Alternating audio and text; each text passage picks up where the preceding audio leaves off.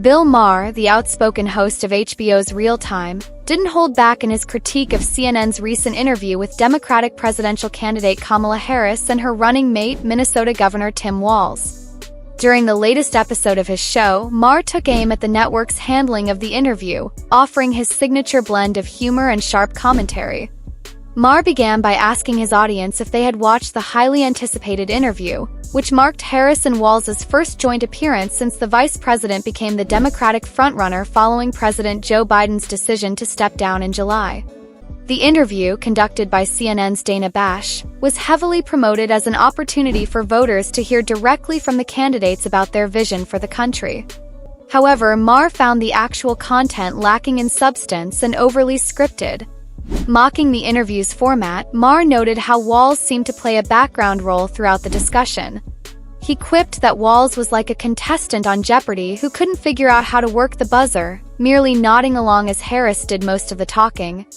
"It was a little odd," Maher said with a smirk. "He was just sitting there for a very long time without saying anything. He was just nodding while she did all the talking. The women's focus group said he must be a wonderful husband. But really, it just kept going and he was saying nothing." Maher then turned his attention to the broader media landscape, criticizing major news outlets for what he sees as their failure to ask the tough, relevant questions that voters care about. He pointed out that despite the media's previous frustration over Harris's reluctance to do extensive interviews since launching her campaign, the CNN interview did not address some of the most pressing issues facing the nation, such as abortion rights, the war in Ukraine, the opioid crisis, or the ballooning national debt. "And then they wonder why the kids get their news from TikTok," Maher joked, highlighting a growing disconnect between traditional media outlets and younger audiences who increasingly turn to social media platforms for news and information. Maher also took issue with the repetitive and often superficial questions posed by interviewers in these high-profile sit-downs. He specifically mocked the common "what would you do on day one" question that politicians are frequently asked. According to Maher, this line of questioning is out of touch with the reality of the presidency.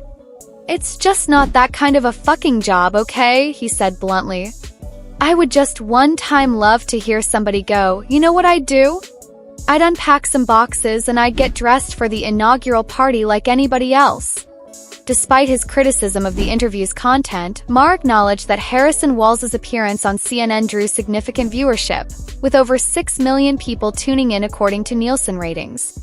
This suggests that there is still considerable interest in the Democratic ticket, even if the interview left something to be desired in terms of depth and engagement.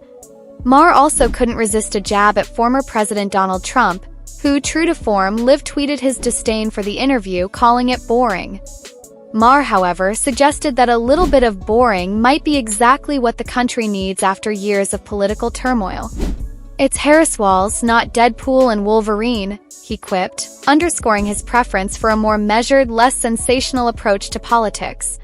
The episode of Real Time also featured an engaging discussion with former House Speaker Nancy Pelosi, linguist and social commentator John McWhorter, and political journalist Peter Hamby.